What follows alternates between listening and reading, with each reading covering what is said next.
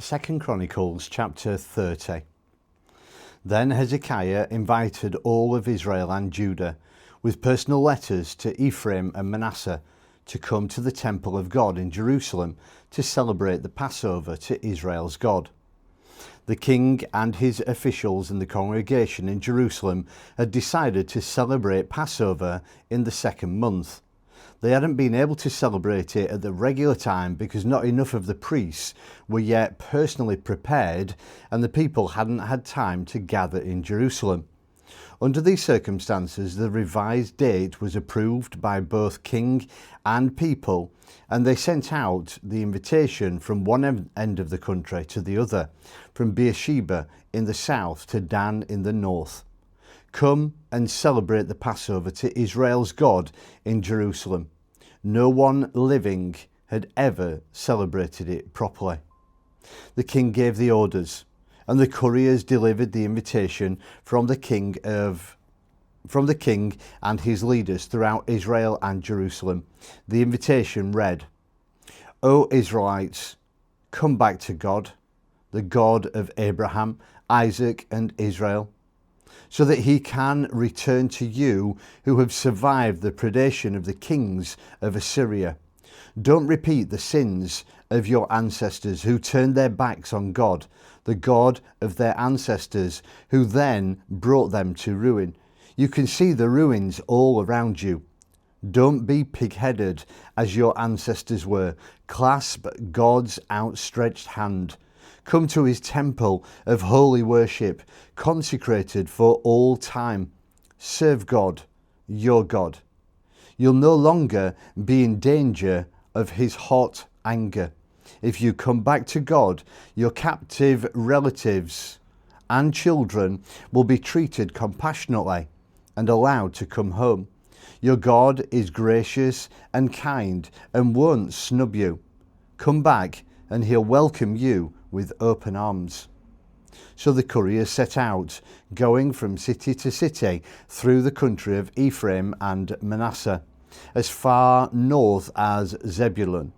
But the people poked fun at them, treated them as a joke. But not all. Some from Asher, Manasseh, and Zebulun weren't too proud to accept the invitation and come to Jerusalem. It was better in Judah. God worked powerfully among them to make it unanimous, responding to the orders sent out by the king and his officials, orders backed up by the word of God. It turned out that there was a tremendous crowd of people when the time came in the second month to celebrate the Passover, sometimes called the Feast of Unraised Bread. First, they went to work and got rid of all the pagan altars that were in Jerusalem, hauled them off and dumped them in the Kidron Valley. Then, on the 14th day of the second month, they slaughtered the Passover lambs. The priests and Levites weren't ready, but now, embarrassed in their laziness, they consecrated themselves and brought whole burnt offerings to the temple of God. Ready now, they stood at their posts and designated by the revelation of Moses, the holy man. The priests sprinkled the blood the Levites handed to them. Because so many in the congregation had not properly prepared themselves by consecration and so were not qualified, the Levites took charge of the slaughter of the Passover lambs so that they would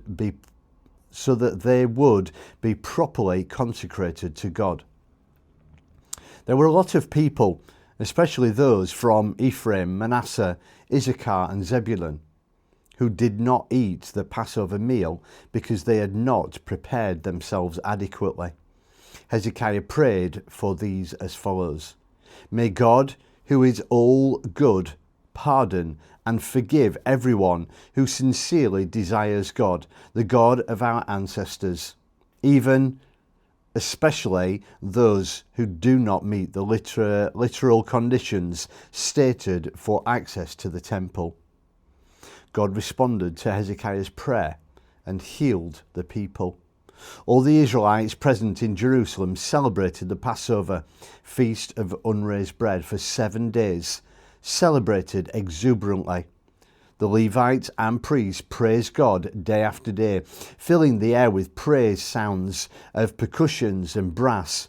Hezekiah commended the Levites for the superb way in which they had led the people in the worship of God. When the feast and festival, the glorious 7 days of worship, the making of offerings and praising of God, the God of their ancestors, were over, the tables cleared and the floors swept, they all decided to keep going for another 7 days. So they just kept on celebrating, and as joyfully as they began. Hezekiah, king of Judah, gave 1,000 bulls and 7,000 sheep for the congregation's worship.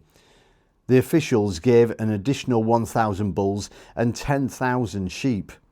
And there turned out to be plenty of consecrated priests, qualified and well prepared.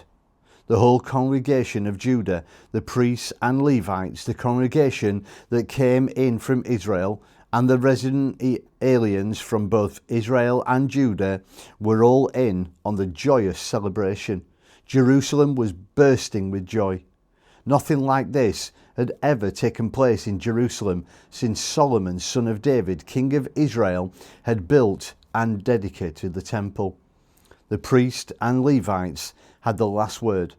They stood and blessed the people, and God listened as the ascending sound of their prayers entered his holy heaven.